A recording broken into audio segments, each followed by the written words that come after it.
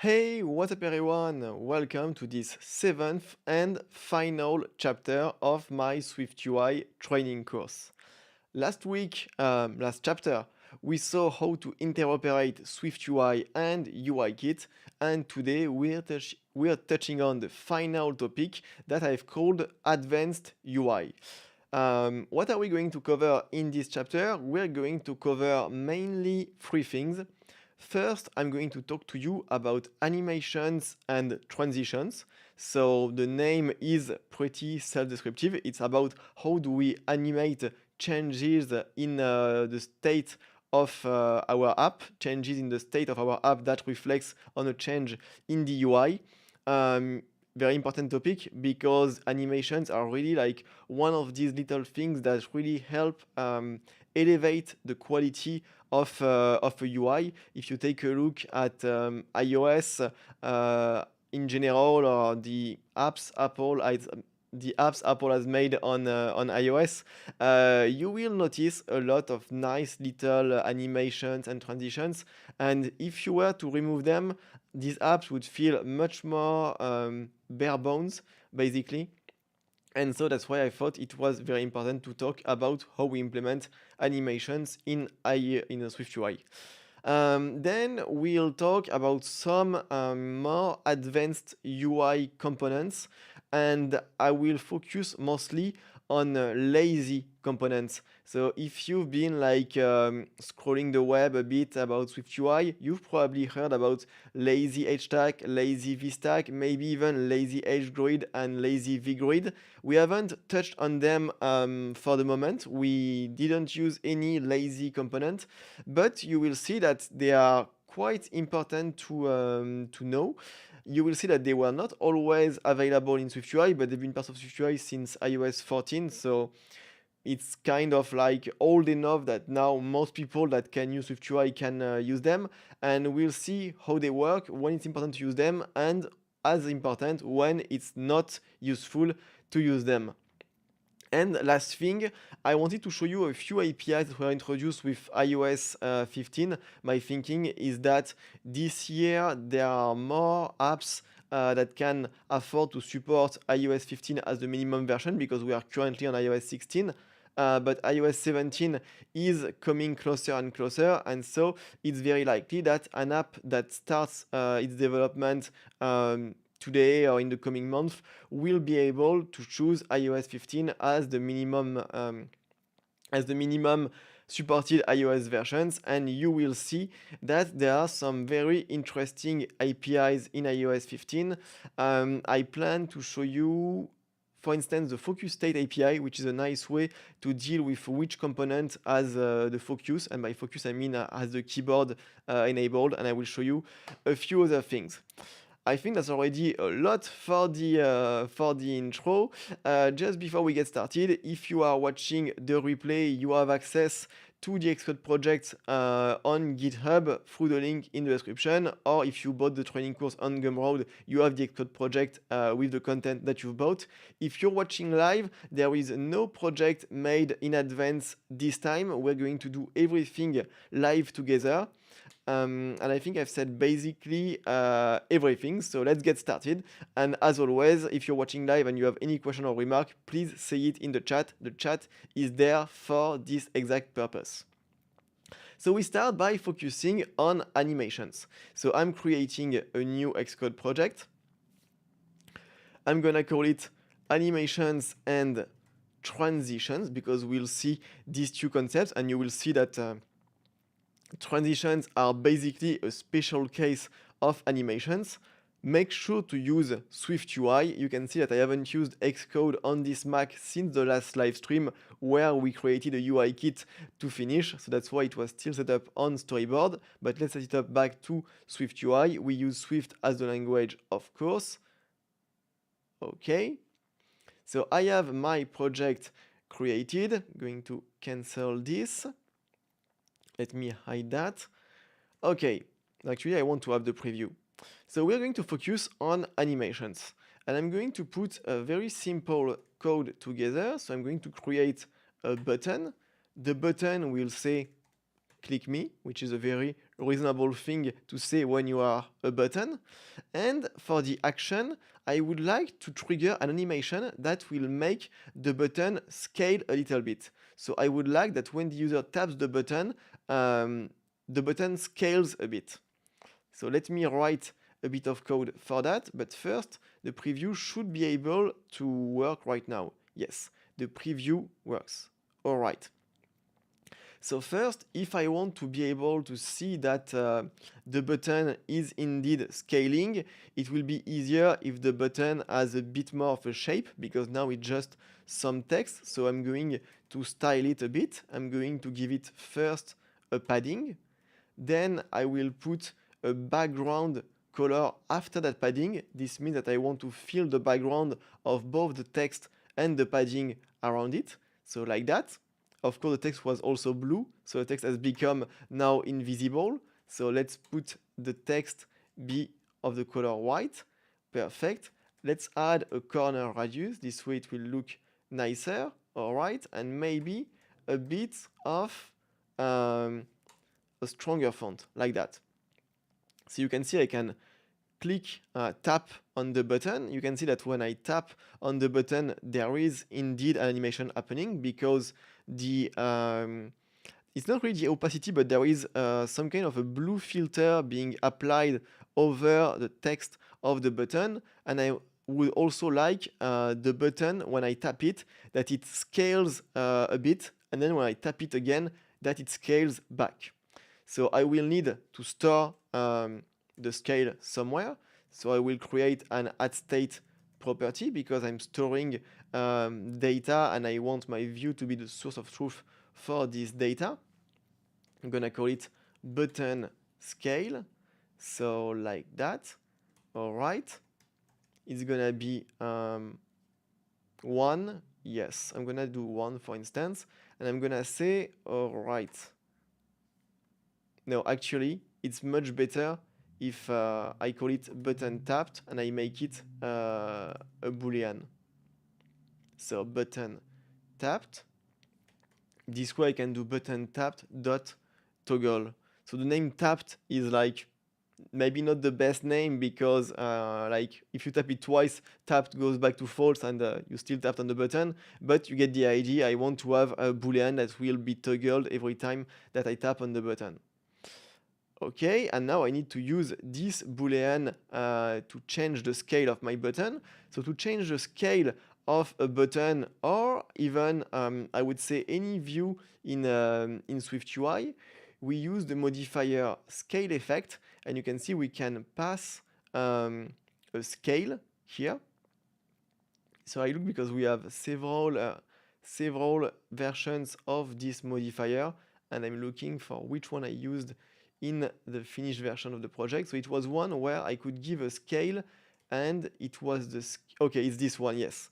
So here it says that scale is a CG size, because I guess you can have, okay, it's because there is one more. There must be like an override, because for the scale, you could have a different scale on the X and Y axis, so it makes total sense to be able to pass in 2 different scales. But I think there is a version where when the scale is the same on both axes, you can just pass in a float. So let's say if I try to say, for instance, 1.0 for now, to see whether it builds. Okay, it builds, and we indeed do have a version of the modifier that takes the scale as a float, so when the scale is the same horizontally and vertically. I see a few messages in the chat. So Kyle, you're saying, what's your stance on top-level environment objects in a purely SwiftUI project? I've seen projects with dozens of top-level environment objects being passed down, causing data flow confusions. I guess if I were to give an answer, I would mostly focus on the word dozens. If you have dozens of things happening, like a dozen times the same thing happening, it's probably a sign that you should like structure your code a bit more. That being said, having so I'm going a bit off topic because it's not about like advanced UI, but I think the question is interesting enough to be answered. Environment is not really dependency injection. Even though it sounds a lot like it, it's actually closer to another pattern that is called service location, which is a simpler version of dependency injection. And indeed, as your services number of service grow, you can get with quite a bit of code. So I would say if you have like dozens of lines injecting things at the app level, it's not the best. At the very least, it would be useful to like encapsulate this in smaller modifiers that each take care of creating different like dependencies. This way you can test more easily, and also you don't have the feeling of opening a file where there are like a lot of things happening. But because it's not dependency injection, it's slightly less like composable, and so it's harder to take it like to take it apart. But you can still try to split it in several ways, like trying, for instance, try to group like objects that you inject that are around like a common feature or a common service. Try to group them together. Do that kind of thing. I can tell you the app I work on right now, we use dependency injection, but in a way that is, I guess, maybe a bit closer to service location. And we do have a file with like lots of injections, and for now we are still using it because even though it's not like ideal, it still does the job, and it's not like blocking us. So I would say if you can split it a bit, it's nice.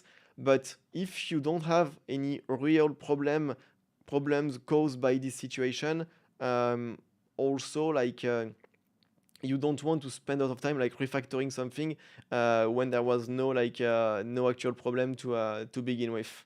So if the answer is a bit like both sides, but it's the kind of things where without knowing like the exact code, the exact kind of app that you're dealing with, the business that your app is dealing with, the competitive landscape and everything, it's very hard to give a very assertive answer that would make sense.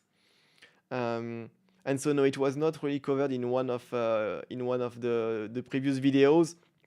Once again, it's a great remark because it gives me a reason to explain why. It's because like the goal of this course is to be like an introduction to SwiftUI. I'm not going into topics extremely deep for two reasons. First is because like the course would be way too long, and it would be crazy long to prepare, and most people would like drop out during it. And also because deep topics are often very like linked to the context of an app, of a company, of a team, and it's very hard to make a one-size-fits-all approach. And when you try to make a one-size-fits-all approach, often you miss the mark a bit, and you end up like giving potentially bad advice.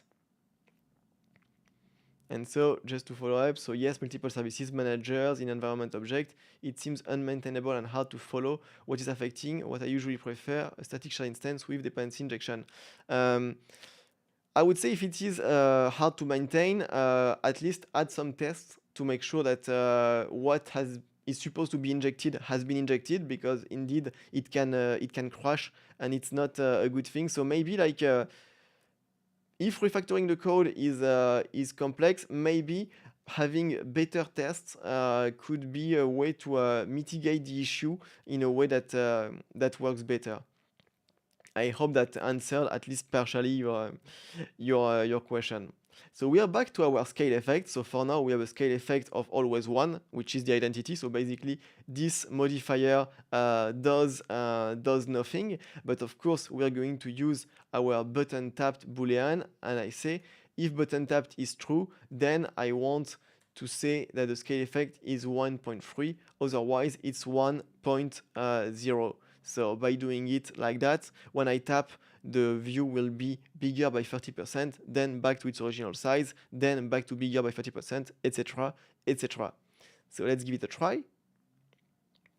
So we can see it works. That's great. That's great, because sometimes you make a mistake when you're live, and then you have a hard time finding it. So it works, but we can see that there is no animation. The change happens immediately, meaning that we go from the 1.0 to the 1.3 value immediately from one frame to another, and the change is not animated. There is no interpolation between the two values. So how can we animate this change? We can do it in two ways. There are two ways to implement animations in SwiftUI. First, we have what SwiftUI calls explicit animations, which is the closest to what UIKit also has. Remember, in UIKit, when you want to animate changes in views, you use the method animate on UI view. So use something like UI view dot animate, that method, and then in the closure you pass the animations you want to make, and this works for properties that are marked as animatable. Explicit animations in SwiftUI are kind of the same logic. You call the function with animation that takes two arguments, an optional animation, we'll see about it later, but for now let's just use the default value, and a body. And in the body, let's update the state of our view. And now let's see what happens. So we can see we have an animation, so that's great. So we have implemented an explicit animation, meaning that we said, okay, in the closure we pass to with animation, we are going to change some state that will generate a new state for the view, and we want that change in state in the view to be animated. So whatever part of our view uses the result of button tapped to compute the way it is displayed will be animated. For instance, we can try to use button tapped in a second place like here and go from white to red, for instance. I'm going to do red and maybe like green, because red really didn't look good. Okay, no, white.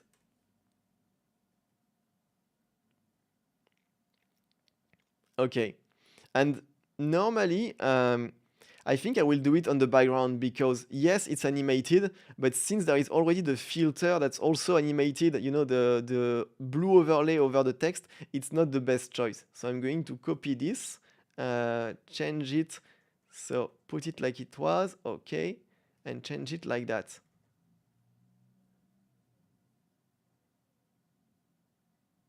Of course, it's blue. Okay, so now we can see it's being animated. It's animated explicitly because I said this change into disclosure might change the state of my view, and if it does, I want to animate between the old state and the new state.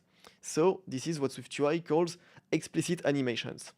As you can imagine, if there are explicit animations, it means that there are also implicit animations. So let's see how they work. I'm going to comment out my with animation here, and I'm going to apply a modifier to my view, to my button.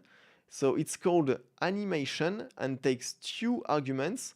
Once again, an optional animation and a value.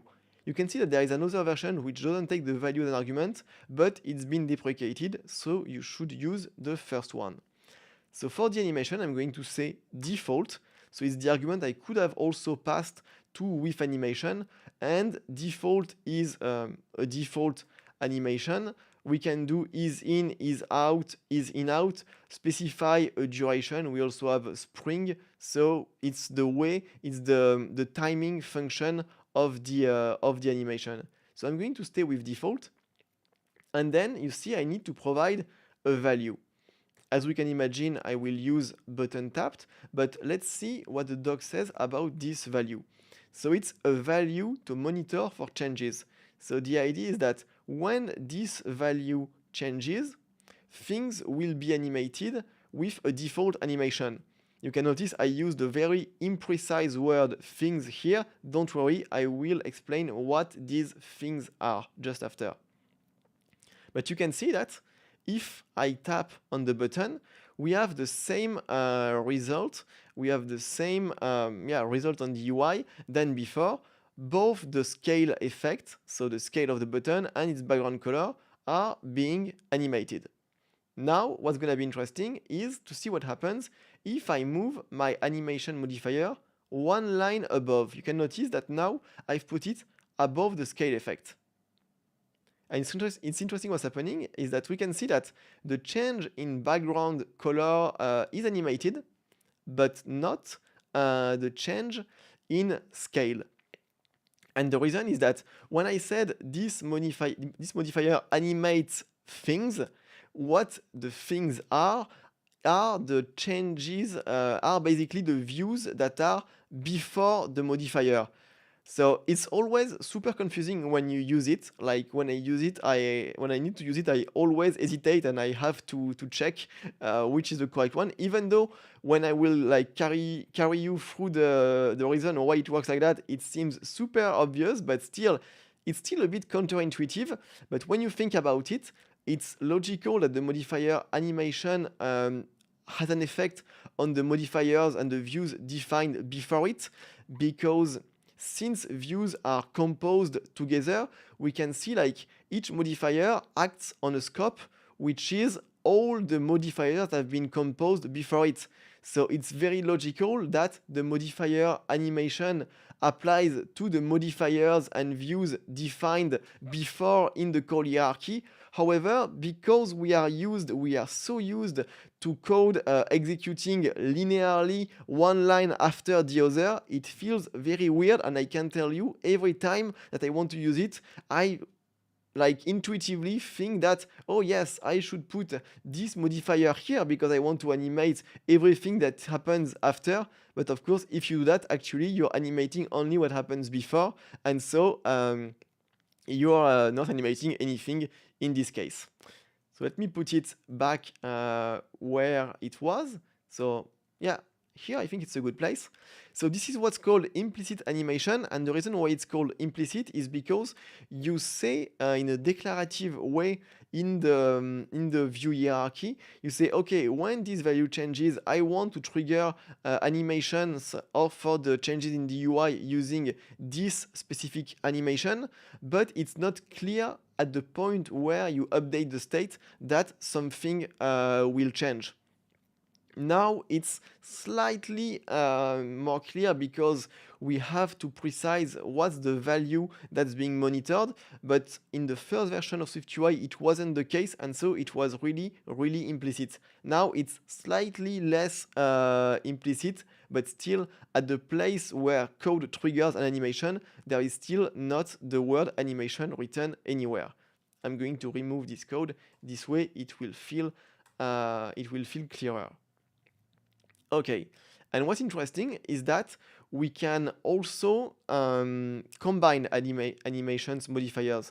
For instance, I could say here, I want to say animation is in out with a duration of 1 second, still for the same value.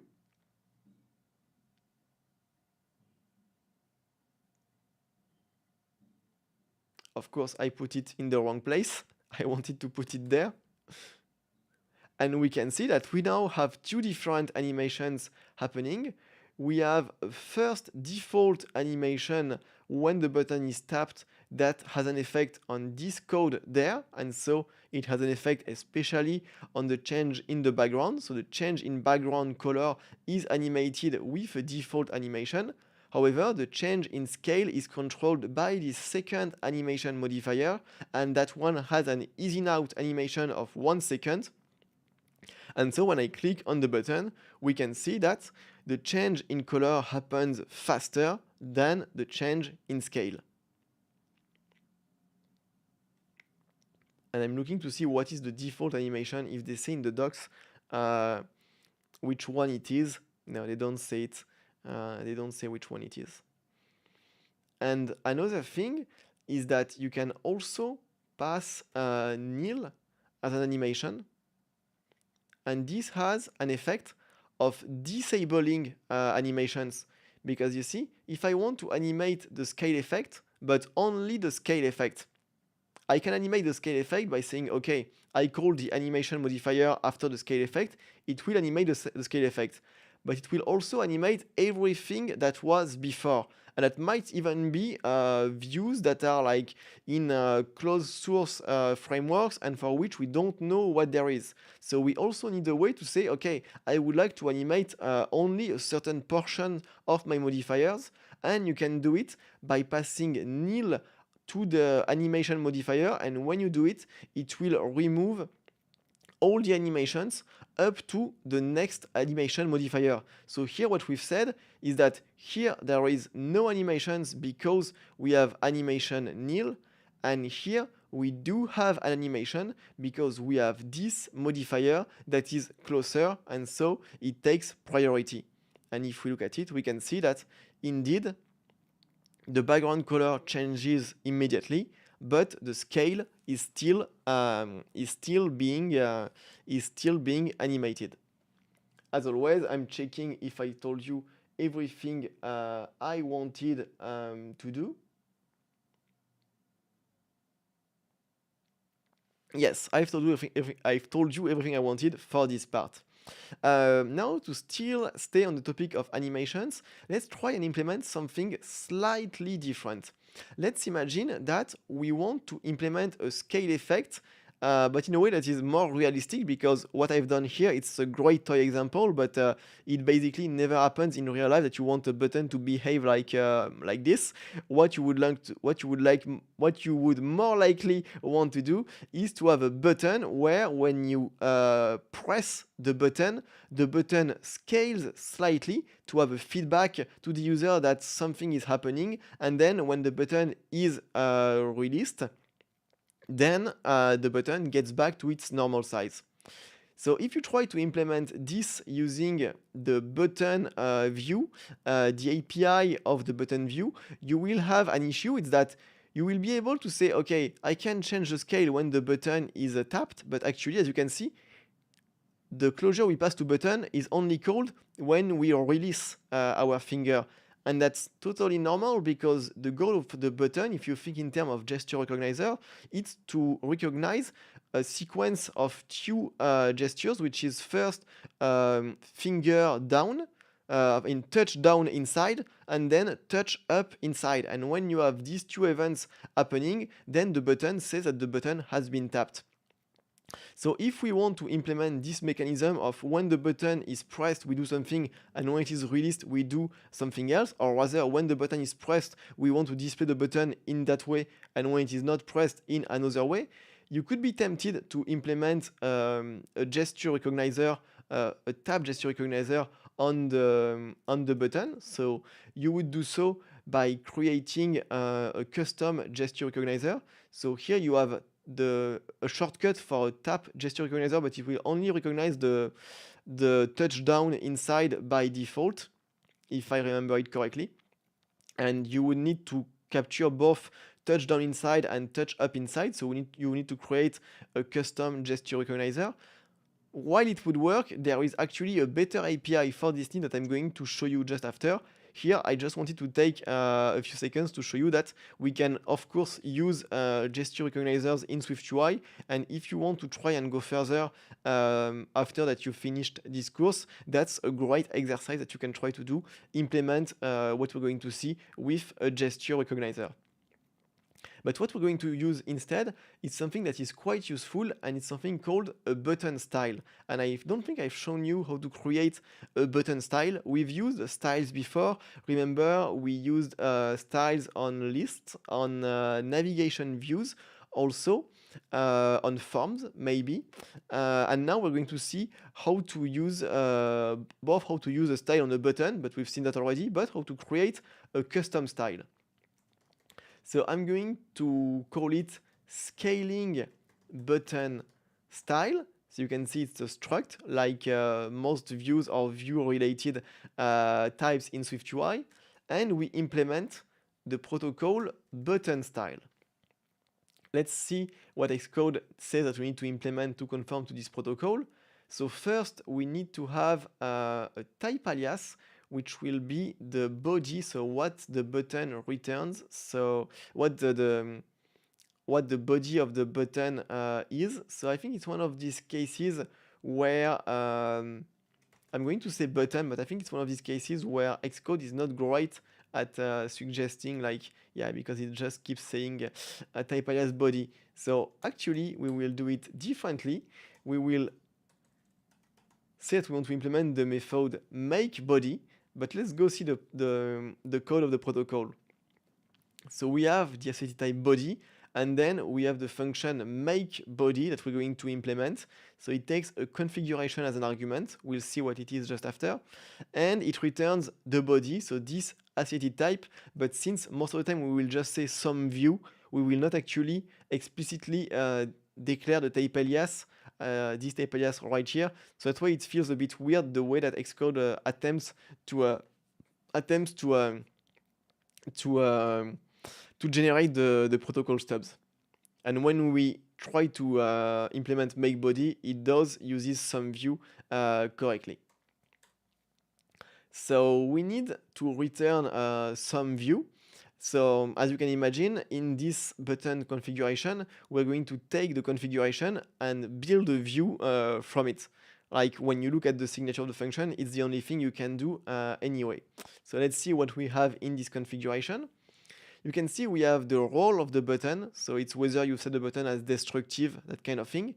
We have the label of the button. So here the label is a view that describes the effect of pressing the button. It's both very correct and very confusing, but it's basically like it's the view you passed to your button. It's as simple as that. Remember that when SwiftUI says label for a button, it means whatever view is that acts as the physical form of the button. So here, for instance, in case of this button, the label would be the text that holds this thing, but I guess also all the modifiers called on it. Anyway, we'll be able to like validate it to see if it's going to animate all of the modifiers, but I think it does. So we have the label, and we finally have a boolean that says whether or not the button is pressed. And so this is what we're also going to use. And as you can see, it's much better to use this is pressed than to get this information through tap gesture recognizers. But first, how do we implement the most simple button style? Just by returning the label. With this, our button style is basically the identity because it just returns the label. So the label being what the button contains. And now let's try to move some code from this body to that make body. So the body that is generated as part of the scaling button style. So what are we going to move? We are definitely going to move this part about the scale effect. So let me cut it and paste it. Of course, we no longer have access to button tapped because it was part of the state of the content view, but it's not a problem because we have something even better. We have our is pressed property on the configuration. For now, I'm not going to move the animation. I'm just going to comment it out like that. I'm going to remove this part. I'm going to leave it like that. And I'm, of course, going to use my button style. So for this, we use the modifier button style. And we instantiate the style and pass it as an argument. OK. Let's see what happens. So several interesting things happen. As you can see, when I call, it's super interesting what's happening because like the button has a default way of dealing with animations, which is very interesting. So first thing, I'm going to remove my button style. Okay, remember what used to happen? We used to have an animation to put a blue filter when the button was tapped, and also an animation to remove this filter when we released. Okay, let's put the button style back on. Now what's interesting is that by default, so we do have the scale effect. It's working as we would expect it to work. You can notice that it acts on the label of the button, and the label of the button does not include the modifiers you have called on it, which is why I hesitated. And I'm just going to check whether like the place where we put the button style is important or not. No, it doesn't change anything. So actually the label is really like the label you pass to the button, but excluding the modifiers we have applied on it. Interesting to see. we can see that there is no animation when we transition from 1.0 to 1.3 scale effect. However, there is an animation when we release. What's interesting is that if I remember it correctly, on iOS 15, you would get animations for both. So this is the part where right now we are using what I guess SwiftUI has defined as a default behavior for animations on a button. That's the reason why I had commented out the animation modifier, so that we only used what SwiftUI had built in. Of course, it's not necessarily the best, so we'll see how we can customize it just after. I just see a question in the chat. So hello. If it's not going to interfere with that, with what you are doing, could you explain more about state and binding and when I should use state? So I'm just going to say that it's been explained in a previous chapter that was called state management. I won't go into a lot of detail because I've just explained it in the previous chapter, but just so that you can understand if you want to follow. At state, you use it when you are storing state and the view is the owner of that piece of data.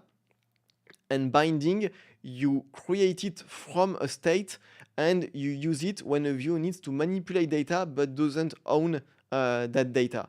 That's the best I can do for the short version, and for the long version, you can check the chapter State Management, which explains the difference at length. So let's see how we could control the animation. So let's take our modifier right here and let's move it back into the button style. So of course we no longer have access to button tapped, but we can use configuration is pressed. Oh, I forgot one thing here, and I forgot the dot right here, which is a big mistake because it would have made my app crash. Okay, so now we have indeed the animation happen. I'm going to remove the button tapped part because it feels, now it kind of feels like it interferes, you know. So I'm just going to put it with a blue background, always like that. So now it's animated. Of course, the animation of 1 second is way too long because we want to provide really like a reactive feedback, something that makes the user feel like the app is alive and responding. So this is like the worst we can do. So let's just go back to default to see how it works. So default is kind of nice, but still like default feels like it's a little bit like too, I don't know how to say it, like it feels a little bit like too long still. So let's see what we have else. I'm not sure like whether, let's try and use like is in out with a duration that is shorter, like 200 milliseconds. Yeah, that one feels better.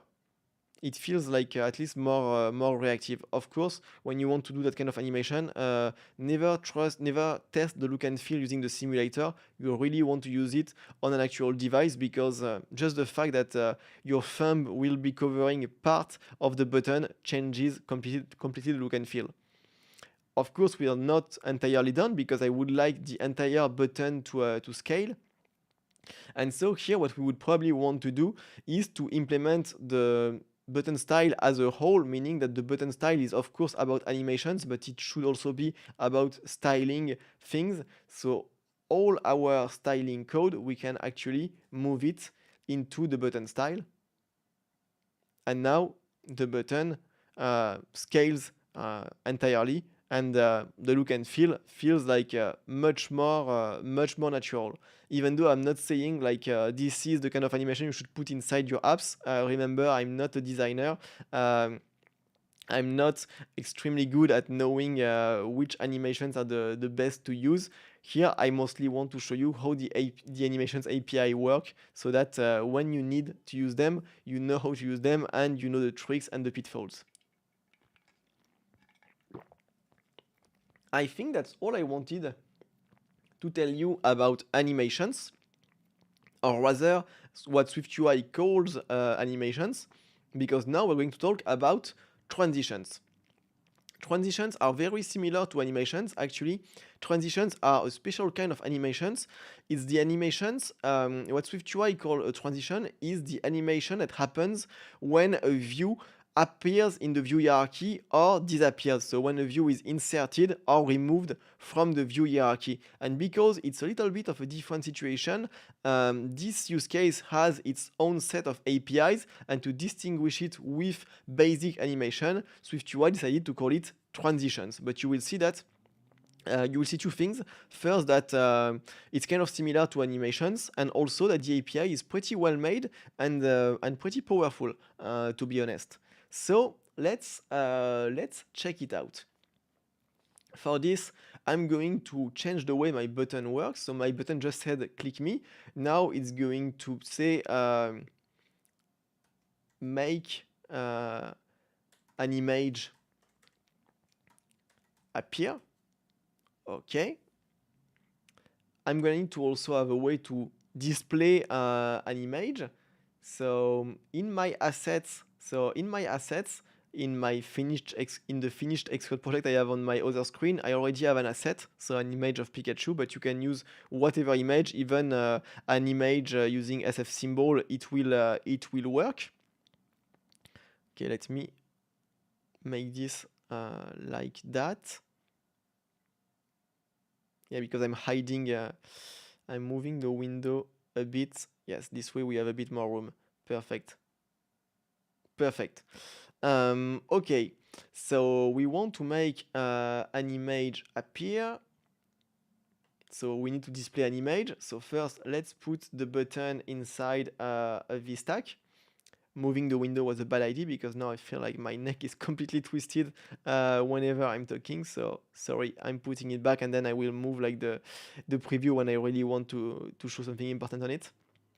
So in the VStack, I have my button. Then I will have my image, so just below, so like that. I make the image resizable. I give it scaled aspect, scaled to fit, and I give it a frame with a height of 200. Okay. The image doesn't appear even though I've added it. I think it's one of these cases where the preview hasn't like refreshed all of its cache. Yeah, it was an issue like that. So for now, the image is always there, but I would like to have a way for it to appear conditionally. So I'm going to introduce a new addState variable that I'm going to call show image. It will be a boolean. It will start with false. So as you can imagine in the button, I will toggle this boolean. And while we're at it, I'm also going to update the text in the button dynamically. So it will say show image. When it says show image, it will say make image disappear. All right. And finally, we need to embed this image inside an if. Yes, we even have this. We can refactor it like that. So if show image, show the image. Okay. Let's see what's going to happen. We can see the image is appearing and disappearing immediately without any animations. Now let's see what happens if I take show image right here and I put it within a with animation call. Now we can see that the change in text and the change in position of the button is animated, but the way the image appears and disappears. So it's interesting because in the preview you can see that the appearing is not animated, but the disappearance is animated. And here it's a bug of the preview. I noticed it when I was preparing this live, so I'm going to use the simulator actually. Actually, that's great because the preview, I couldn't place it where I wanted. I have like a bit more leeway with the simulator, so it's booting up. Let's wait a bit. Okay. And so you can see on the simulator, both the image appearing and disappearing are animated. The default animation is a fade in when it appears and a fade out when it disappears. And this fade in and this fade out are what SwiftUI calls transitions. Let me remove the call to with animation and see on the simulator what happens just to make sure. So interestingly, when I remove it, we can see that the button still moves, probably because it might be because I have a with animation, because of the animation that is already set inside the scaling button style, but there is no more animation for the image, for the Pikachu that is appearing. Okay. One thing I wanted to show you is, yes, what if I remove this and instead of doing an if, I play on the opacity. So I say, okay, if show image, then opacity of 1, otherwise opacity of 0. Here we can see a different behavior than before. That's why I wanted to show you this in this advanced UI chapter. It's because there are two ways to deal with a view that is not present in the view hierarchy. You can either use an if statement, but when you do that, the view will not influence the layout. Or you can use the opacity modifier with an opacity set to 0 when the view should be hidden. And when you do that, the view is hidden, but it still takes the room it needs during the layout process. And so that's why the UI is not jumping around when the image appears or disappears. Because the image is still occupying the space that it needs, regardless of whether it's actually visible to the user. So there is no better solution between the two approaches, like using an if statement or using the opacity modifier. It really depends on what you want to achieve. Here, I would say that it's better because the button doesn't jump around in a weird way, but it really depends of what you want to implement. What's important, as always, as a developer, is to be aware of the difference and to know how the two different possibilities work. So let's keep our version with the opacity modifier, actually. So I'm going to refactor the code. And I'm going to put the call to with animation back right here so that we can have the transition happening. So let's see. Okay, now we have the transition happening. Perfect. We can see that the text changing is being animated, which doesn't necessarily looks the best. So let's see if we can deactivate it by saying animation nil still for when configuration is pressed changes. Oh yes, not .nil, it's just nil. Let's see. So interestingly, this change is still being animated. It might be that that by default on a button, when you do an animation, the change in text is animated by default. Or it could be that actually it's also a transition happening because we are changing I'm trying to see because it's hard to know which kind of animation is actually happening, if it's just the text being animated or a view entering and the view leaving.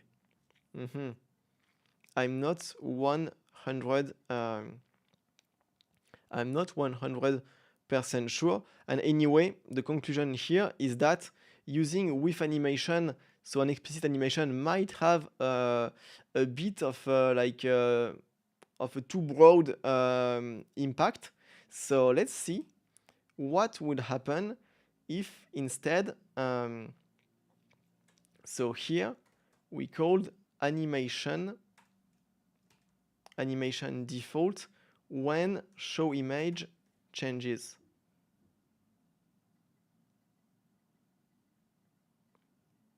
So we can see it still doesn't do anything regarding the transition. We can put it just after.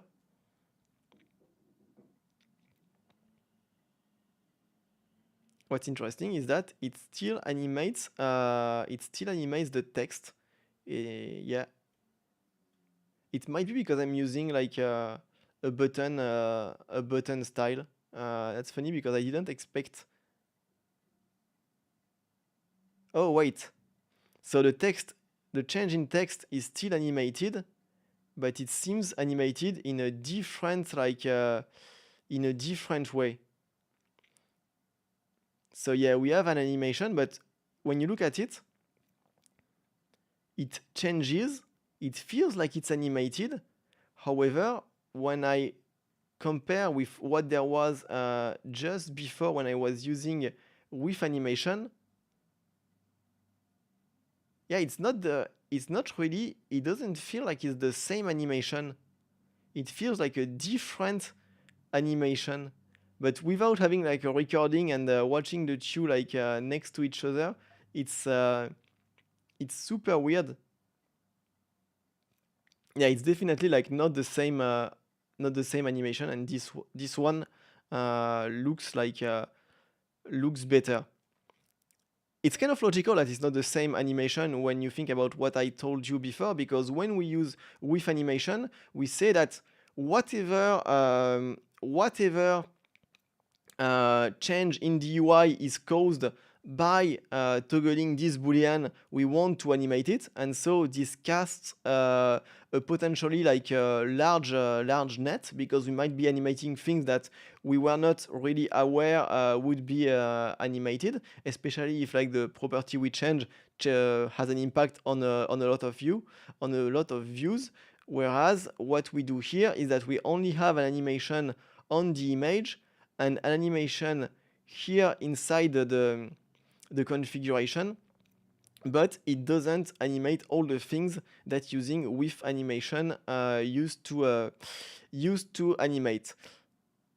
All of that to say that when you use like with animation, it can also be a bit frustrating because you might be animating things that you don't want to animate, and you need to find a way to block it. So be careful when you use with animation, because it will animate what you think it will, but it might animate like more things than what you had initially thought about. But let's go back to the topic of transitions, because we can customize the transitions. By default, the transition is fade in for when the view appears and fade out for when the view disappears, but we can change it. So we do so by calling the modifier transition on a view, and we pass our transition. So for instance, we can pass the transition slide, and let's see what's going to happen. Interestingly, it didn't do what I expected it to do. It didn't slide. Maybe I should put it, maybe it's because I put the opacity. I think that's because of that. I think it's because I use the opacity to manage like to have a placeholder when the view was not there. I think it's because of that. I improvised that part and it was not the best idea ever. So I will remove it. And what I'm gonna do is that I'm going to use an if again, but because it's not that great to have the UI jumping around, I'm going to add an else clause to it. And in the else clause, I'm going to create a spacer, and this spacer, I'm going to give it a height of 200. This way, I'm explicitly creating a view that will occupy the same space as the image when the image isn't there. Okay, so now we have nothing happening, and if I inverse the order of these two things,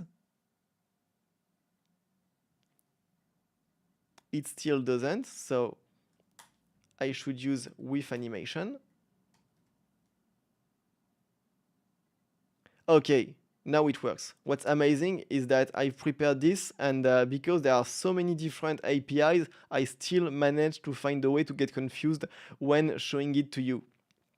Because if you want to transition to trigger, you need to use with animation. And now that we use with animation, we have our transition. So when the view enters the view hierarchy, we have a slide in. And when the view exits, we have a slide out. And what's interesting is that we can very easily create more complex transitions, because our built-in slide transition, on it we can call the modifier combine, which allows us to combine it with another transition. For instance, we could combine it with a scale transition.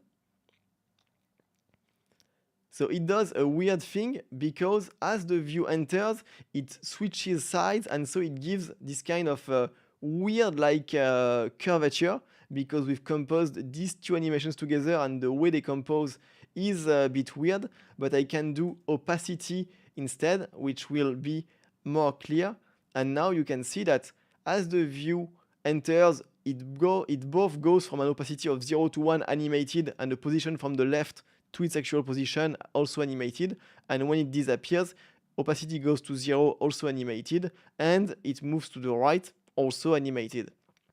So we can create complex transitions using this combine modifier to combine transitions. And we can also take it one step further by having what SwiftUI calls asymmetric transitions. So let's see what an asymmetric transition. Getting a bit tired. Let's see what an asymmetric transition looks like.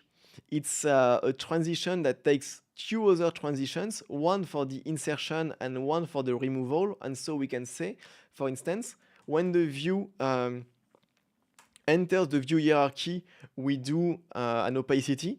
And when it is removed, then we do a slide combined with an opacity. And you can see that by doing both combine and asymmetric, we can easily build more complex transitions. And so now when the view appears, it appears with a fade in, and when it disappears, with a fade out and a slide. And so this is how the transition API works in SwiftUI.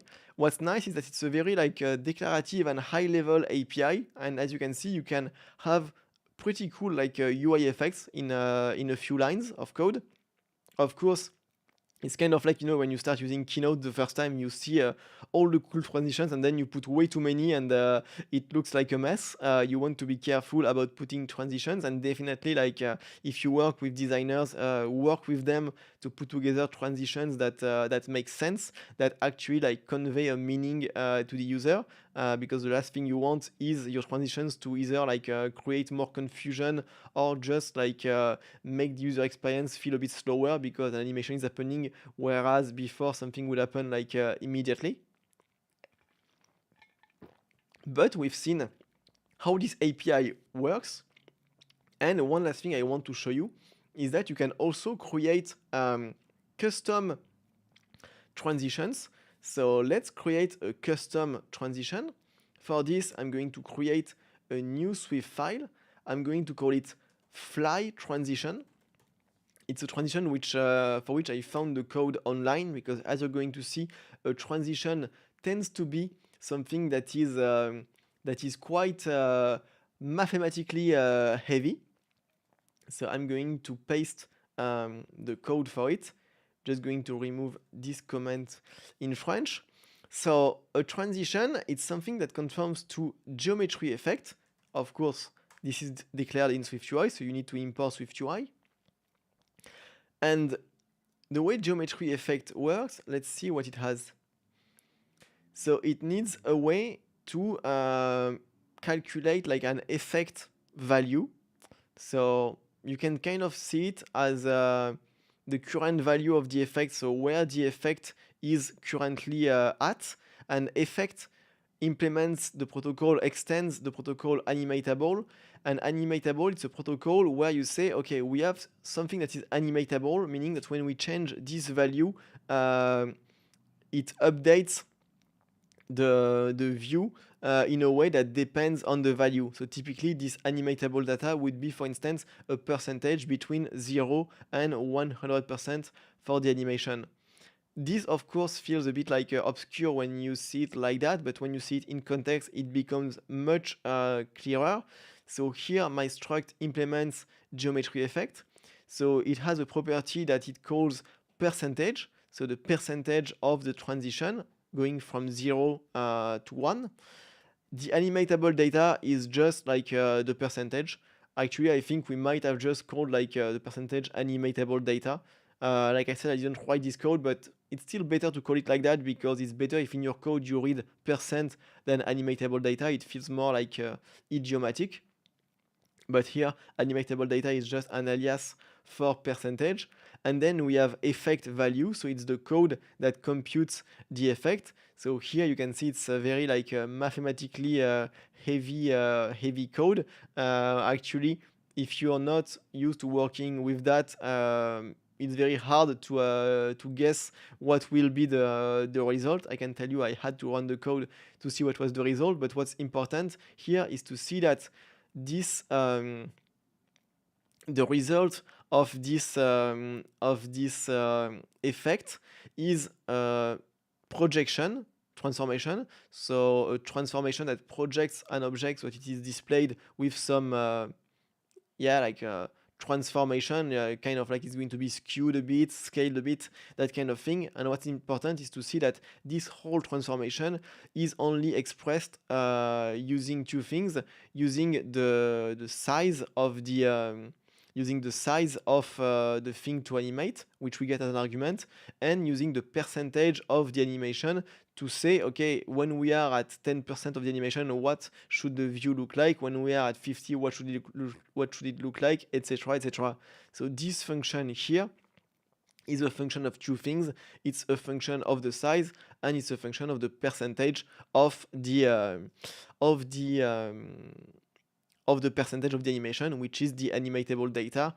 And now you can imagine that the way SwiftUI works with this under the hood is that it's going to call this effect value with different values for the animatable data as the animation progresses, and it will use the result to know what to display on the screen at each step, at each stage of the animation.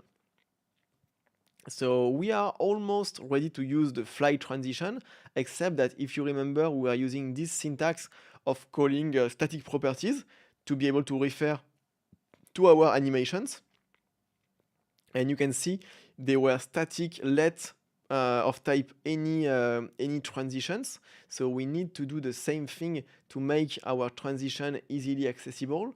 So we're going to create an extension to any transition. And we are going to implement a static var fly, which is my fly transition. It will be of type any transition, and inside I'm doing any transition dot modifier. And so we need to pass two things. What is the transition when it is active? And active means when the view is displayed. So here it's when the percentage is at 0. And actually I'm not sure about like active and identity. Let me check the doc because I have a doubt now. An active modifier. So identity modifier. Okay, so identity modifier is when the transition has no effect, as the name identity suggests, and so it would be when the view is displayed. And active, I guess it's meant when the transition is active, and so it would kind of like counterintuitively mean when the view like is outside of the view hierarchy. The name is a bit confusing because when I see it like that, it's not that clear to me like how to interpret which. But let's run the code and see what's going to happen. So here I'm just going to comment this code out, and instead I will use my custom fly transition, And now let's run the code in the simulator and see what's going to happen. We can see this transition happening. So you can see like the view is like that, and then it gets skewed a bit like this, and then it's scaled down. So this is this custom transition that is happening. And the way I understand it is that here we are in the identity state, and here I guess we are in the active state, even though like the name feels a bit counterintuitive, and I'm not 100% sure that I've got it correctly, to be honest. But that's basically like the gist of how you implement transitions in custom transitions in SwiftUI. So we've covered the first part of this chapter. So we've seen how to use animations, we've seen how to use explicit and implicit animations, and we've seen how to use transitions, which are the special animations that happen whenever a view is either inserted or removed from the view hierarchy. And when I think about it, when I say it out loud, it makes me realize why I was not seeing my transition happen when I was using the opacity modifier to show and hide my view. It's because when I was using the opacity modifier to show and hide the view was never entering nor leaving the view hierarchy. It was always there, simply shown or hidden. So it makes sense that actually the transition didn't fire and I was puzzled by it. It's because it never entered or left the view hierarchy. Whereas when you use this if statement, it's very obvious that if show image is true, then the image enters the view hierarchy. But when show image becomes false, then the image leaves the view hierarchy. So once again, what's kind of interesting is that if I managed to get like confused by it, even though I had prepared the content, it shows you like how easy it is to get confused by it. So hopefully, by seeing me get it wrong, you won't be getting it wrong when you are confronted to it. But it's definitely like I hadn't thought of this potential gotcha when I prepared the content. That's interesting. So that's all I wanted to show you for the animations. Now let's move on to discovering more UI components. I'm going to create a new project just so that it feels like a little bit like clearer. So this one I will call it more UI components, still a SwiftUI project, of course. All right. Going to hide all the things that I don't need, and I'm going to also open the correct finished project. Okay. So I'm going to replace the content of this view actually. So like that. Here I'm also going to rename a few things, and I'm also renaming this file right here. So what am I doing in this view? First, I would like it to build. Let's see. Oh yes. Like that. Now it should build. Okay, can I get my preview back? If I go to the correct file, of course. Yes, I have the preview back. Okay, I'm doing something that might feel a bit stupid. I'm displaying 10,000 elements on my screen. So I say it feels a bit stupid because you can see I'm forcing a large number of data, but remember that this kind of number of data is not that uncommon for an iOS app. For instance, take a look at your camera roll and how many pictures you have in the camera roll. If you've been using like iOS for some times, with iCloud, it can get to a big number like pretty fast. For me, I think it's around 5,000 or 6,000 images. And so having to deal with that kind of situation is something that is basically like not outside the realm of something reasonable. Let's launch the app in a simulator and let's see what happens. I'm gonna hide the preview. Okay. So when we do the scroll, we can see that the scroll is is pretty smooth. Don't forget, like I'm running on a Mac, which means the simulator has potentially access to more resources than it would on a device.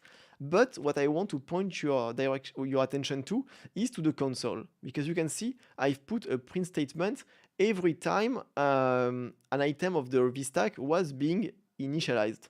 And if you look at the console when I launch the app, you can see a lot of things are happening. Basically, there have been 10,000 console outputs. So I'm not going to scroll all of them because, as you can see, there are a lot of them. But it means that when we create a VStack with 10,000 elements, even though it only displays the 13th first element on the screen, it's still called the init of all the views in the entire view hierarchy. So for 10,000 elements, we for 13 element called, we have called 10,000 inits. So it's like I'm trying to compute the percentage in my head, but I think we want to display like 0.01%, something like that. 0.01% of the content, and we have instantiated everything for just 0.01% of the content. So as you can imagine, this is not great at all. If you were in that kind of situation in iOS 13, you were actually kind of blocked because you didn't have a better alternative than using a VStack. And back then, devices were less powerful, so you were like doubly blocked, we could say. But of course, it was a big issue because if you remember using UI table view and UI collection view in iOS, these are components which are very optimized because they have this entire reuse logic for the cells. And this is this reuse logic that made UI table view extremely fluid, especially like on older devices. Like UI table view would be able to display large numbers of items even on the first iPhones, which were like not very powerful devices. Here we really have no optimization possible. Of course, that's not something that we want, and we would like to do better. So with what we've seen up until now in the course, your like thinking could be, let's use a list instead of a VStack, because the list is what we've seen in SwiftUI that seems the closest to a table view. So maybe in terms of how it works, it will also have a more like optimized behavior. So let's see. I'm going to create a new SwiftUI view. I'm gonna call it with list view. And inside, I'm just going to copy the content of my other. Yes, I'm just going to copy this content right here. So for the body. And instead of a VStack, I'm gonna use a list. That's the only difference I've made. And of course, in my app, I'm going to use with list view instead of with VStack view. Let's see what happens. Maybe I should also call it list item. It would be better. Okay, we have nothing that appears. That's interesting. I didn't expect... Wait. I'm getting confused between the different files. So it's here that we have the list, okay? So it's here that I say list item, okay?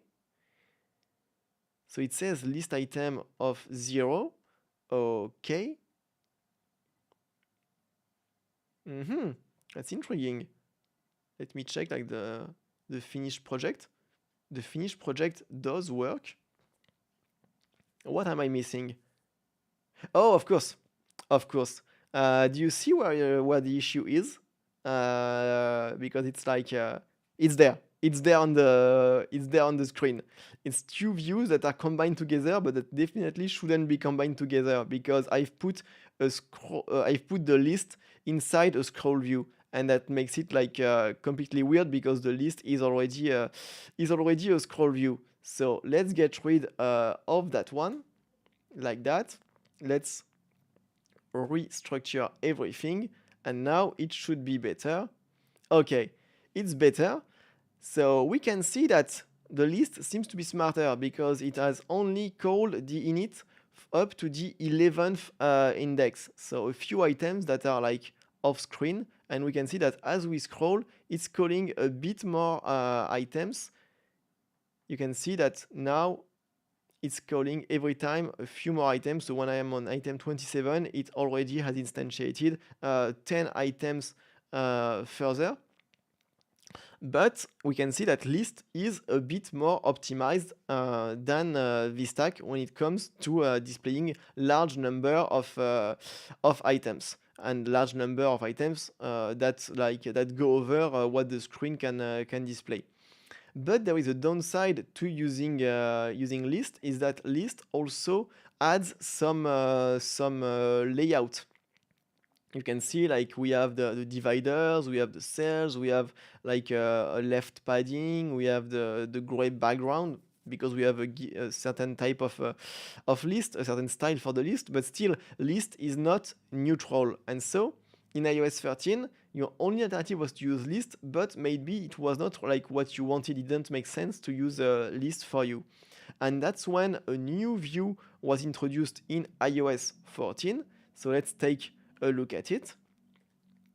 I'm creating a new SwiftUI view and I'm calling it with lazy VStack.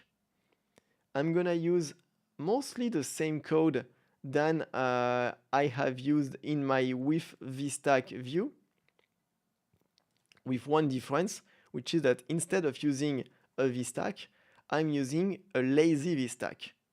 I'm going to use that version. Let's see what happens. And now you can see that, of course, I forgot to update the print statement. It will be better if I update it. You can see that the VStack has instantiated up until the 13th item. It has instantiated some of them twice.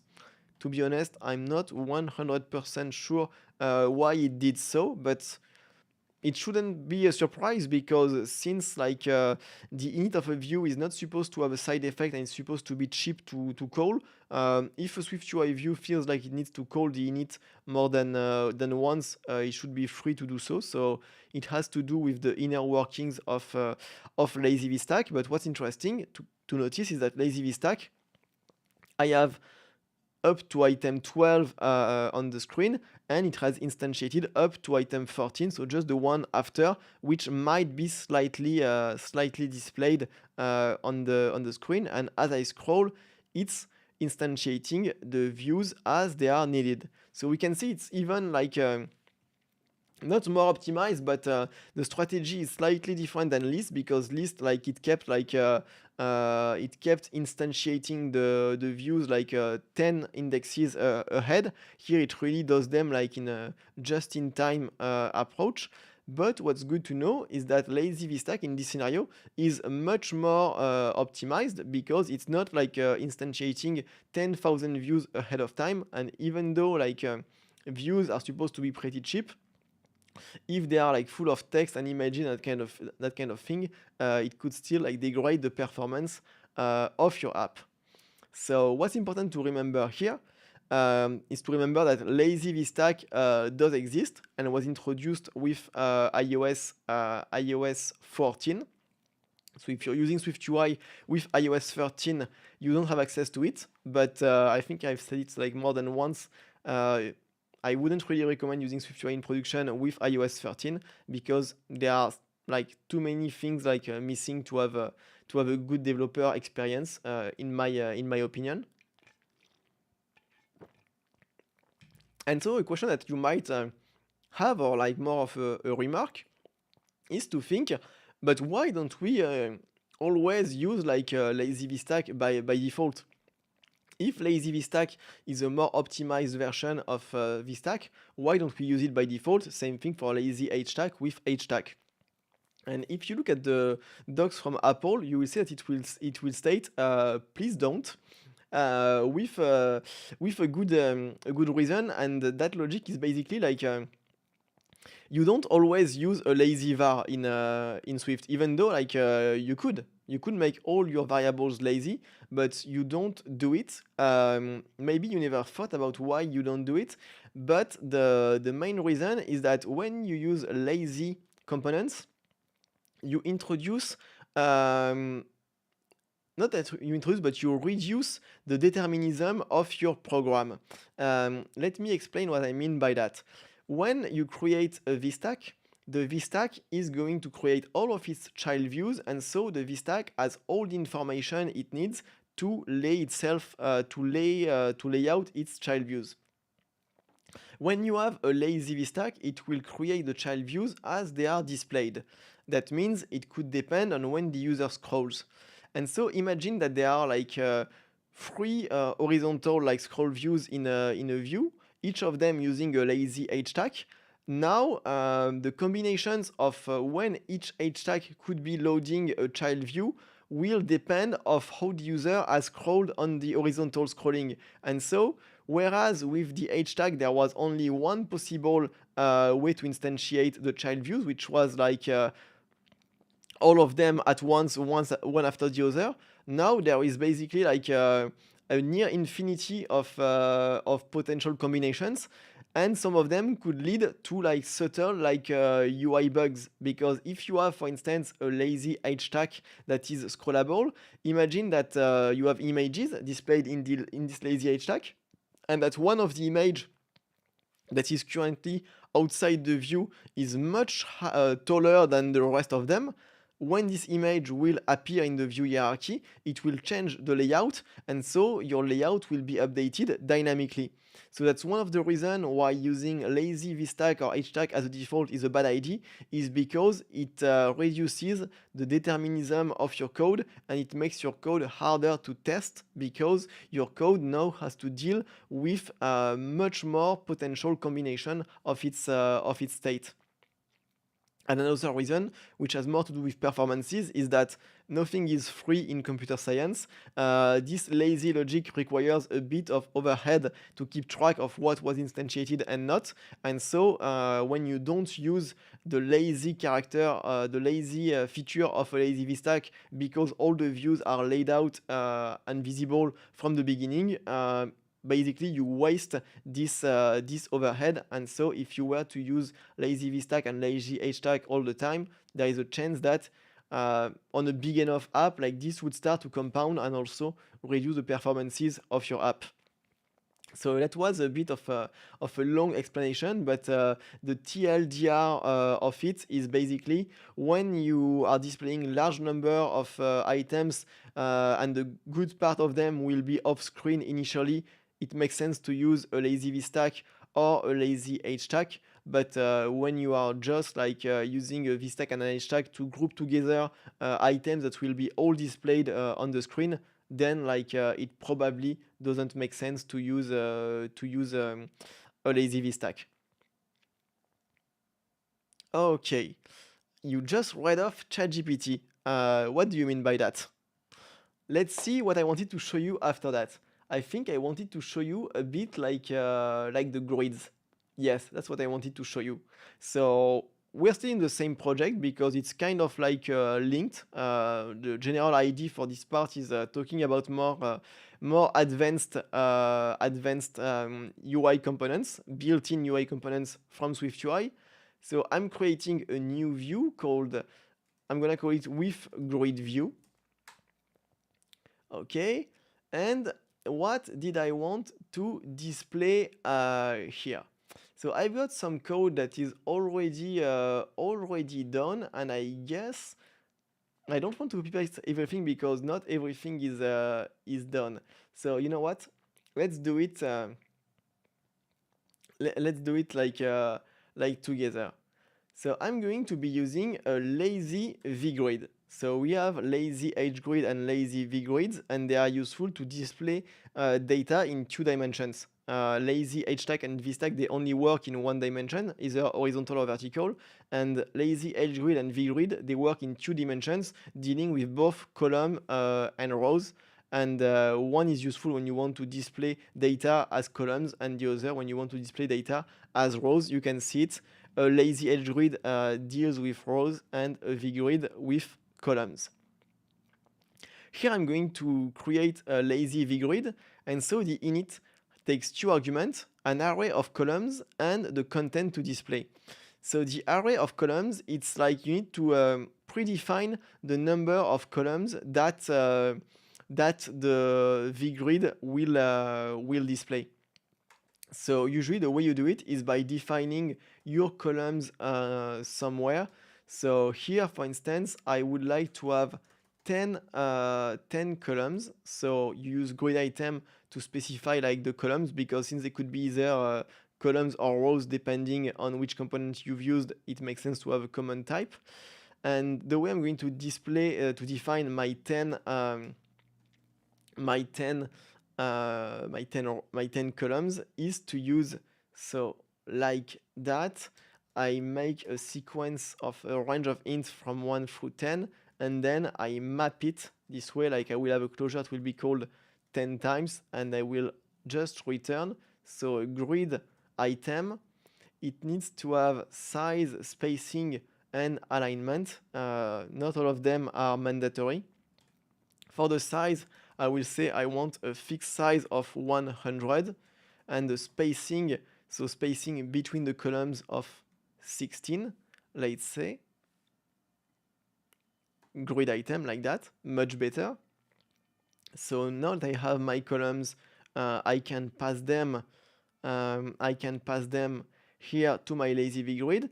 And finally, the content, which is just like the content of a list of a VStack, what I want to display, and the VGrid will take care of displaying that content according to the column structure that I have just passed. So here, let's see how I wanted to do it. Yes, I had written this code, which I'm going to copy paste, because like writing it doesn't have like that much value, but you can see I do a for each, so from 1 to 10, 10 excluded, and then I say, okay, my current section is, so the value from that interval times 10, and then I do a section in my grid, another for each, so going from this current section to the current section plus 10. Okay, and I display some text. So I will basically be counting from like I guess from 1 all the way to 100 or to 99, something like that. And I also have a header for my section. Okay, let's see what this code looks like. I should just actually use my view with VGrid. It will be much better that way. Okay, so we can see it's a bit like it's a bit of a mess. What's interesting is that, yeah, if I move it, if I move the phone, it takes like the entire screen for the phone. The reason is that I'm displaying data with 10 columns, and as you can imagine, it definitely like doesn't fit on an iPhone. So the kind of view I'm doing, 10 columns, is not necessarily like what you would use, especially like on an iPhone, maybe more on an iPad. But since it's the more like extreme like use case, it's kind of like interesting to show you the most extreme version. So what I can do here is just embed my lazy VGrid, so right here, and embed it inside a scroll view. And since it's going to overflow both vertically and horizontally, I can make my scroll view so that it scrolls on both the horizontal and the vertical axes. Let's see what happens now. Okay, so it's much better.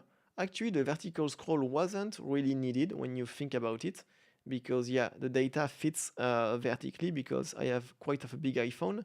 And you can see that the way the grid works, actually it will be better with the preview to show you, like in that case, the preview is much better. So let me show the preview.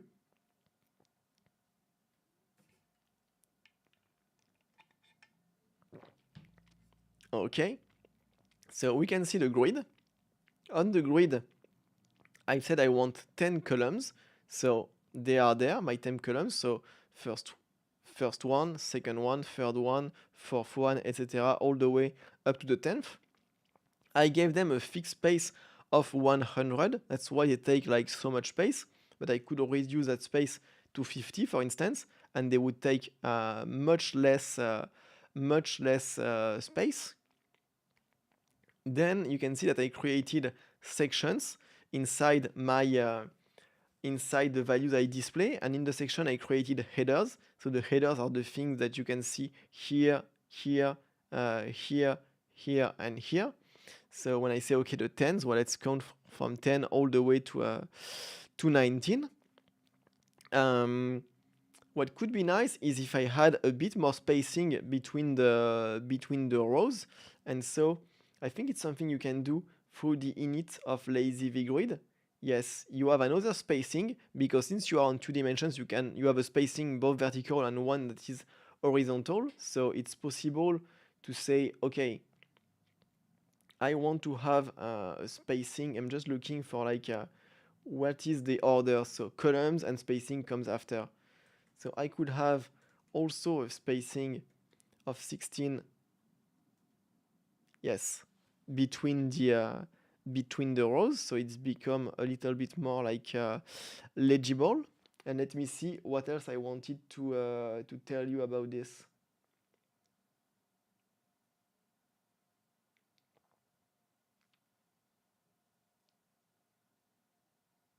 So what's interesting is that we gave it the structure of the columns to use, but inside the content of the vgrid, we don't mention the columns at all. We just say, all right, we have sections to display, and in these sections we have like text views, and then it's the job of lazy vgrid to give order to lay out these views in a way that conforms to the structure that we have described through the columns, through the spacing, etc.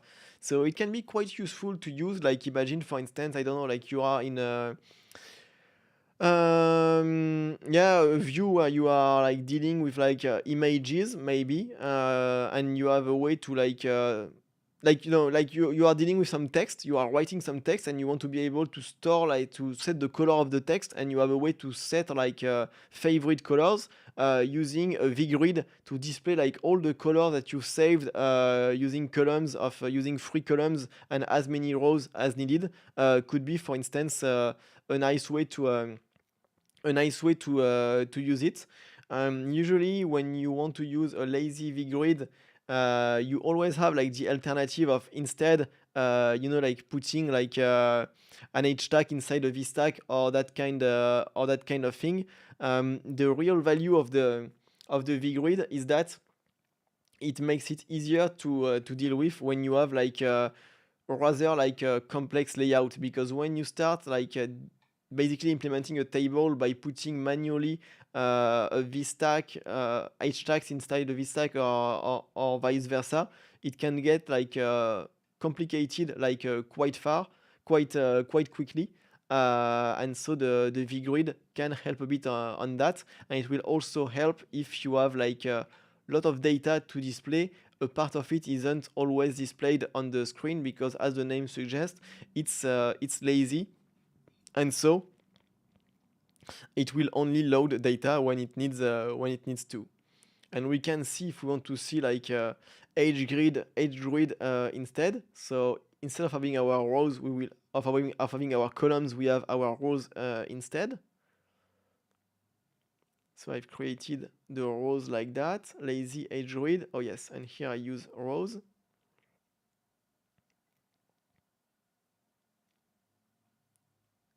And so normally I should go from edge grid, from vgrid to edge grid, which is kind of a similar logic, except that now I've defined like rows, and so we can see that since my data is defined in rows, that's the way why it gets confusing. Let me put it how it was again, because I need to like visualize it, visualize the difference. Okay, so like we had like columns, and so like the first element would go into the first column, the second element into the second column, etc. And so we would read the numbers from left to right. And when I change it to an H grid, okay, this time the first element goes into the first row, second element into the second row, etc. So it lays out. That's where it can be a bit confusing, is that the H grid lays out the items like in the rows first and in the columns second. And so it's very easy to get confused, because if you were thinking, okay, I would like to display like my numbers in columns as they are like increasing, you would use, I guess, a V-grid instinctively, even though it seems to be the H grid that does what you wanted to do. So it's always a bit confusing. I'm not gonna lie. I, at least me personally, I haven't used lazy H grid and lazy V grids that much. Honestly, working on iPhone apps, I think I might have used it like once for the color thing I was mentioning before, but it's not the yeah, on iPhone, maybe a bit different on iPad, and maybe even more different on macOS. But on iPhone, when I think about it, I'm realizing that I haven't used that component that much. But still, like, it's a good thing to know that it exists, because well, the day that you need it, you want to know about it. One thing that's important to note is that there is still a bit of a difference between lazy H grid and lazy V grid and UI kit components like UI collection view, for instance, because when a lazy H grid and lazy V grid were introduced with iOS 14, there was kind of the idea that that's it. We also had collection views in SwiftUI. That's not really true, because in a collection view, you have the flow layout where you can give it views and it will lay them out using like a flow algorithm. So like like the items are laid out depending on their size. And you can see here it's not really the case, because there is a fixed number of either row or columns. So if you wanted, for instance, to implement like a cloud of tags, where like you have all the tags displayed and then it wraps to a new line when you have exceeded the width available on a line. I'm not sure that you could implement it using like a lazy grid in a way that would have like a flow layout. And so, like, all of that to say, UI collection view is still useful, and it could happen that you would still need to use UI collection view inside SwiftUI. But remember, we saw last time that when you use either UI collection view or UI table view, you can easily define the content of the cell as a SwiftUI view using the UI content hosting configuration, if I remember it correctly, which is iOS 16 minimum, unfortunately. But if you support iOS 16 as the minimum, you have this nice possibility to use a collection view that will still be using UIKit that will be using SwiftUI for the content of its cells. I think that's all I wanted to show you for this part. I think we can move on to the last part of this chapter. So let's see. What do I want to show you for this part right here?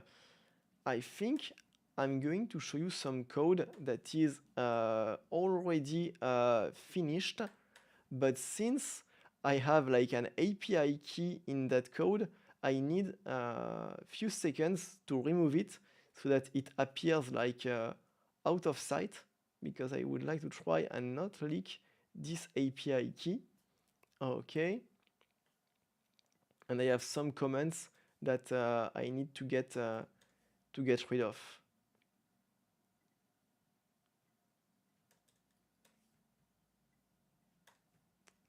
Sorry for this little slow time. Okay, we are almost there, and yeah, I think we are there. Okay, let me show you this final project. So let's restart the preview to see what kind of app we are dealing with, and then I will go over the code. So you can see we are dealing with an app that queries an API, and this API returns data about movies.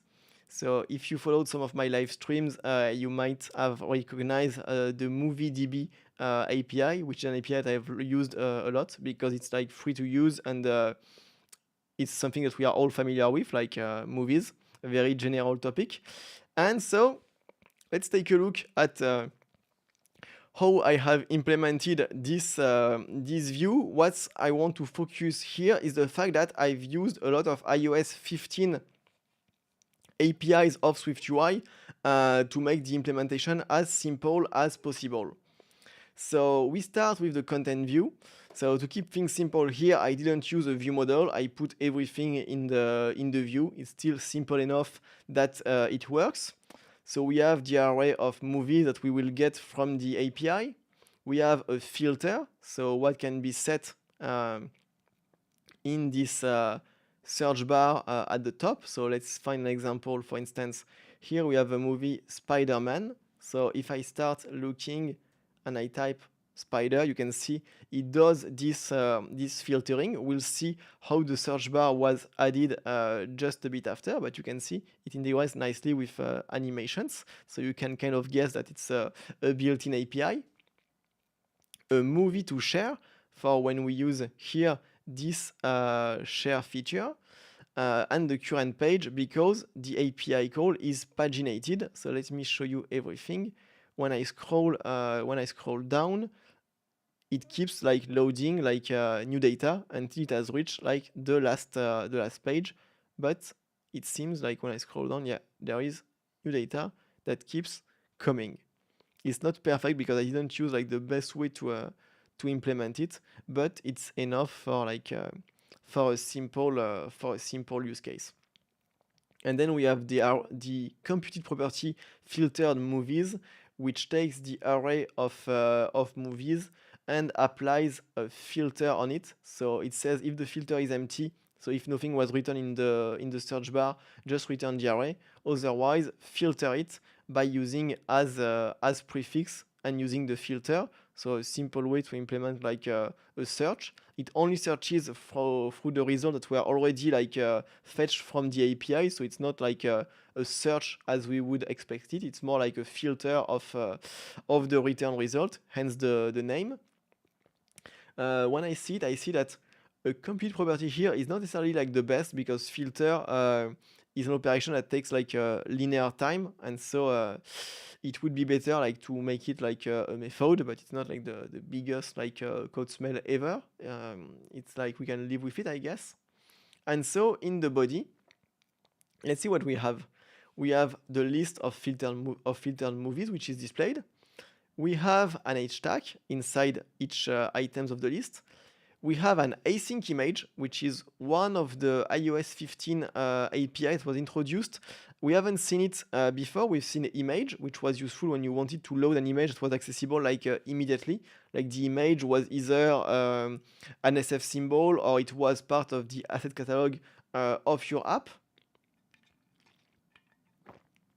Async image, as the name suggests, it takes a URL, and so it's useful when the image is loaded asynchronously. So when the image is hosted on the internet. To be honest, while it works, it's a bit limited in its features because, for instance, there is no like notion of caching in async image. So I've seen a lot of people like not use it and instead like use like third-party libraries that offer like a bit more control, like for instance like caching the results so that you don't like reload it every time. But if you're prototyping or if you just need something like simple, you have in iOS 15 this possibility. And async image, you can give it a placeholder that will be displayed while the image is loading. So here I'm just putting a progress view, which is like the spinning loader. And a little like specificity of async image is that when the image is ready, you get the image as a closure, and then you can do anything you might need to. So like resizing it, that kind of thing. So it can be a bit confusing because if you want to resize, you want to do it on the image passing to the closure and not on the async image itself. Then we have the sheet modifier. So since we are iOS 15, we have this share sheet right here, which encapsulates UI activity view controller using UI view controller representable. If we were iOS 16, we could even use the native API, but I won't cover them today because I won't cover them today, but you can check them out if you want to see how it would work on iOS 16. You wouldn't need to bridge with UIKit. There is a built-in way to show the share sheet in iOS 16. Then here we have swipe actions. Let me check that these ones are iOS 15.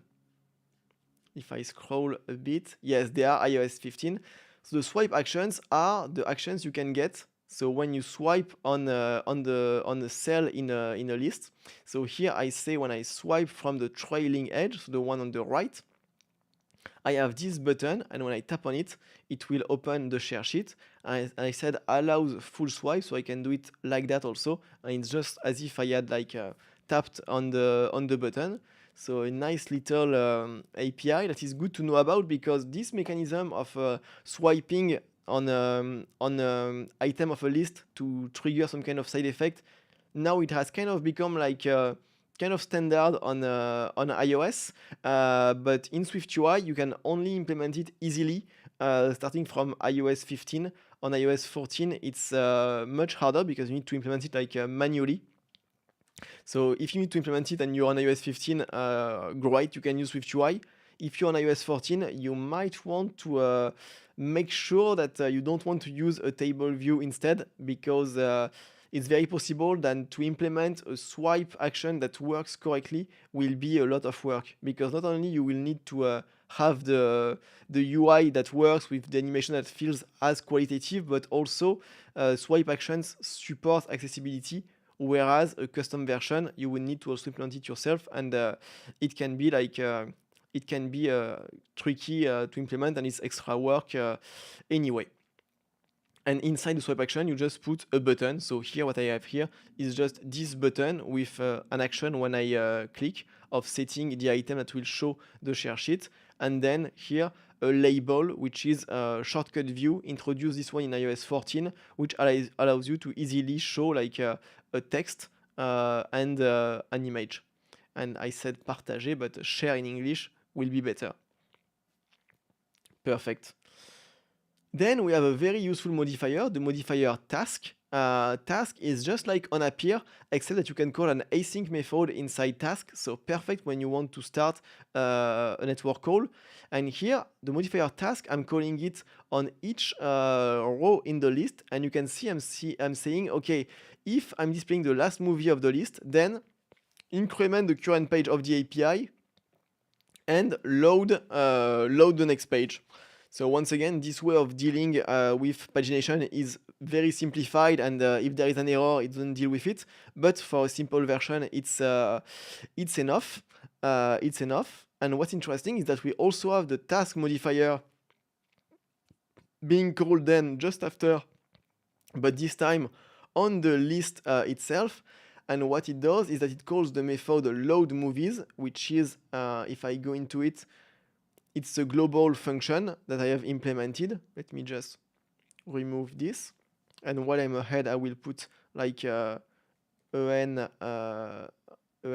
for instance, so that it's in English. So it calls this method, which would be in a view model in a big SwiftUI app, but here to keep things simple, I put it into a global function.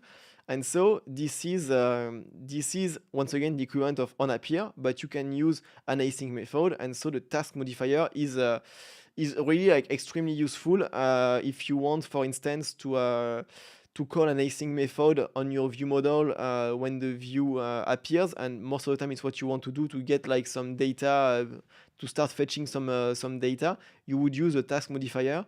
This one is iOS 15 also, but since it's quite simple, there are libraries that backport it to iOS 14. John Sundell made one which is called, I think, SwiftUI async compatibility kit, something like that. It's easy to find like with a Google search, and it allows you to use the modifier task on iOS 14. Then we have a refreshable, a very useful modifier also added in iOS 15, which allows you to implement a pull to refresh. You see this nice pull to refresh right here. You can implement it, and the way that it's going to work is that you just add the modifier refreshable to your view hierarchy. You pass it the closure that it must call when the pull to refresh happens. So here what I'm doing is that I'm recalling the method load movies, and I'm shuffling the result just to show you that something is different from before. Of course, you wouldn't do that in a real app, but here is just to show you that something has changed, that the pull to refresh did happen. And so just by adding this modifier, you get the behavior of adding a pull to refresh for free, which is pretty cool, but once again, is iOS 15 only.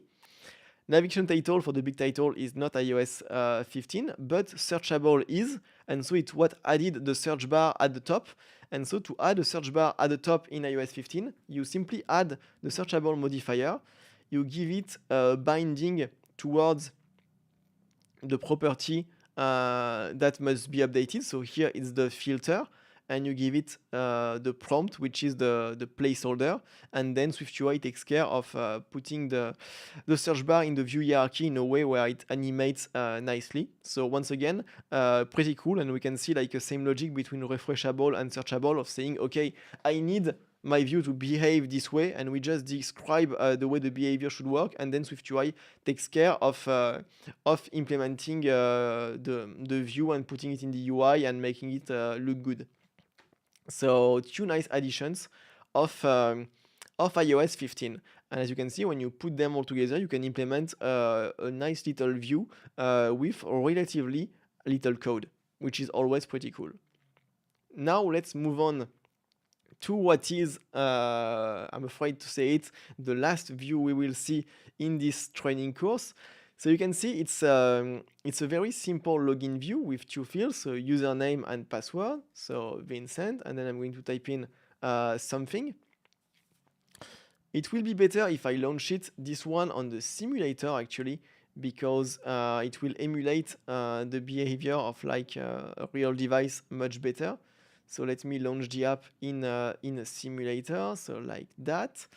And I would like not to have I'm removing the fact that it uses the physical keyboard.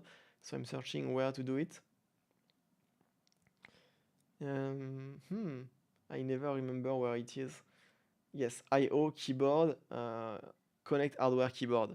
Okay, this way it will be just what we experience when we use an iOS app. So let's take a look first at the login view. You can see I have an enum field, which the two fields I have, so username and password. Then I have the state of my view, so the username and the password.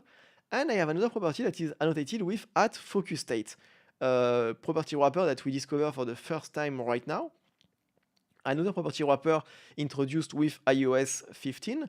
You can see that I'm using my enum field here, and I've made it optional. And let's see how we use the focus state. So for the view, we have a form with two text fields, so username and password. And you can see I'm calling the modifier focused on these two views, and I say, okay, focused uses the property focus field, and in the case of the username text field, it should use the case of the enum username. And in the case of the secure field password, it should use the case of the enum password. And you can kind of infer the way it's going to work.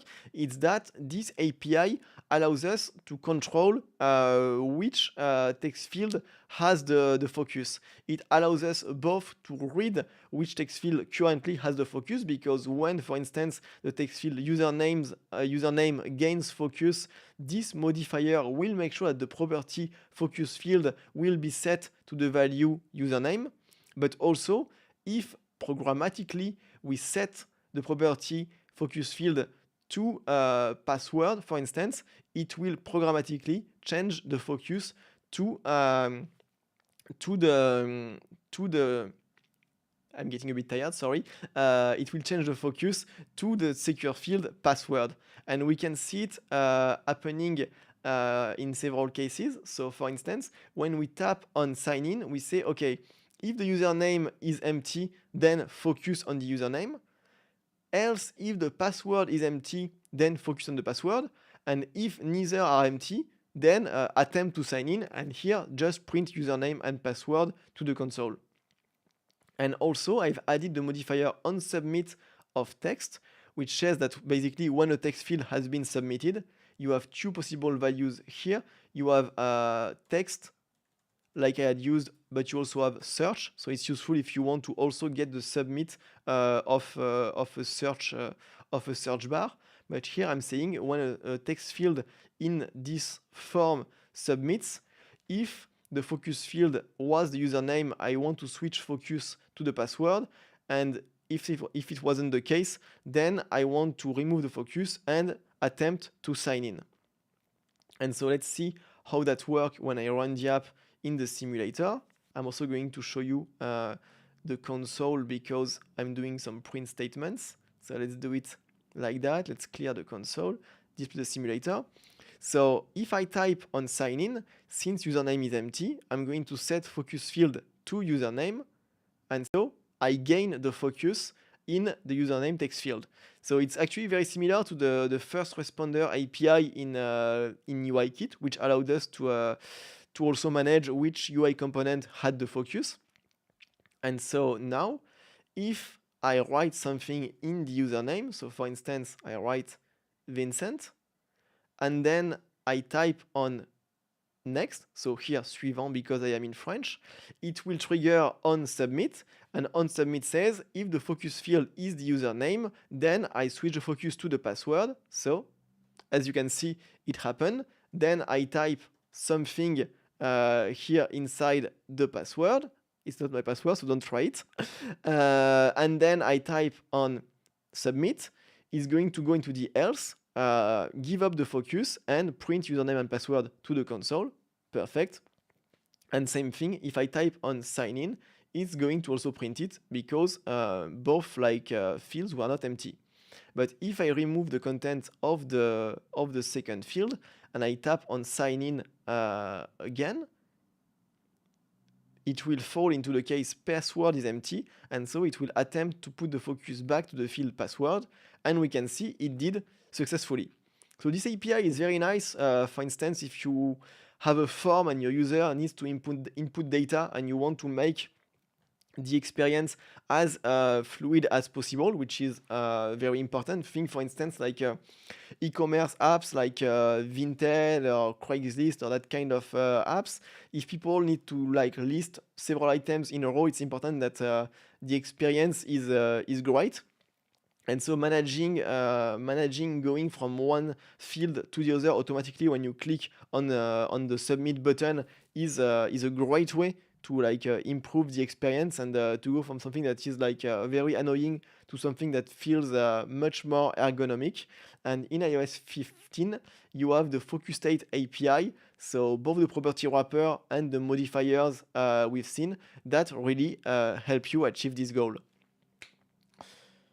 I'm looking at what I wanted to show you, but I think that was everything, and it's 2 hours. So we are within the timing that I wanted to keep. So it's actually the end of this training course. After 7 weeks of live stream, it feels a bit weird to say it, but that's it.